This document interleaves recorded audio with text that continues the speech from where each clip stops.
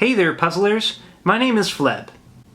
I've been getting a lot of comments in my videos recently about a video of an elderly Japanese man who's been trying to solve a puzzle for about 10 years and goes around from place to place until someone finally shows him how to solve it.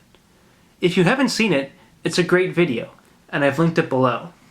But the comments have been making a lot of comparisons to other string puzzles that I've covered, such as the Eureka or Wit's End and the Nut and Bolt puzzle. While those puzzles are similar, they use very different mechanics. And so today's video has two goals. First is to look at the puzzle from the 10-year video in more depth, and then to compare it to the Wit's End and the Nut and Bolt puzzles, and show how it's different. The puzzle the elderly Japanese man has is a very old puzzle. Over the years it's been known as Wedding Rings, the Ox Yoke, Loop-de-Loop, and Solomon's Seal, among other names. The first recorded mention of this puzzle that we know of was by the great Italian mathematician Luca Paciolioni in his book De Virus Quantitatis, which was written around the year 1500, although he didn't provide a diagram. Other mentions of this puzzle are from an Italian manuscript from 1743, which refers to it as Solomon's Seal and provides a diagram, this picture from Japan in 1836, which depicts the puzzle, and this ivory version of the puzzle the Lilly Library owns, which was created sometime around 1850. In each case, the puzzle is the same. There are two rings, which are tied around a central block in this particular sort of way. There's a hole in the center, and the hole has a loop of string around it, so this entire blue string is one piece. The ends of the blue string are just tied off and placed into holes at the end.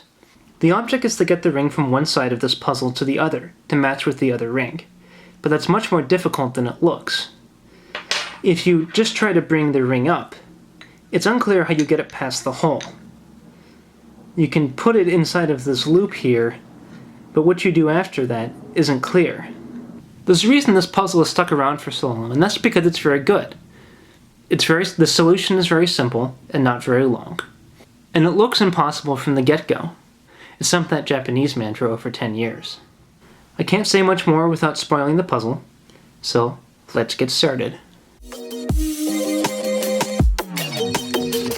In order to solve this puzzle, we need to think about what to do with the string. There's not anything special about the ring, it's just a loop of metal. If we want to get it over to the other side, we have to figure out a way to use the string to do so.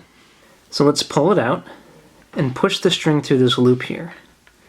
What that's going to do is put it right next to the puzzle. Now what we want to do is keep moving it along the string. That string that goes to the hole here. But we can't move the ring through that hole, so instead we have to move the string. So we're going to pull this through, and now that that's through the hole, you'll notice that the string we want to move along, which is the one I'm grasping with my right hand here, has a path straight through. So we can actually put this ring through both of those loops and over to the other side, pulling the knot back through. And look at that. We are now on the other side of the puzzle. What enabled us to solve this puzzle is that we were able to push this loop through the hole so that the ring could stay on the same side of the puzzle but still move along the string. That's very different than something like the Wit's End puzzle, which is not about moving a ring along a string, but instead moving something out of the way in a very particular way that allows some additional movement around the puzzle. And that's different still than the puzzle I covered last week, which is more about switching two different loop segments and figuring out a way to make that work with this ring. All three of these, while they involve rings on wires, have fundamentally different mechanics. They're all great puzzles, but I want to stress that they are very different in the way that they work. I hope that makes more sense, and I hope you've enjoyed this video. I've been designing puzzles for over 10 years, and on Wednesday I'm going to be kickstarting a book of original puzzles with a bunch of beautiful illustrations called Escape the Book. The Kickstarter will have a set of 5 puzzles and a meta puzzle available as a free download from the campaign page. You should check it out. If you're interested in more puzzle content, please subscribe or follow me on Twitter @FlebPuzzles. Thank you very much for watching, everyone, and as always, happy puzzling.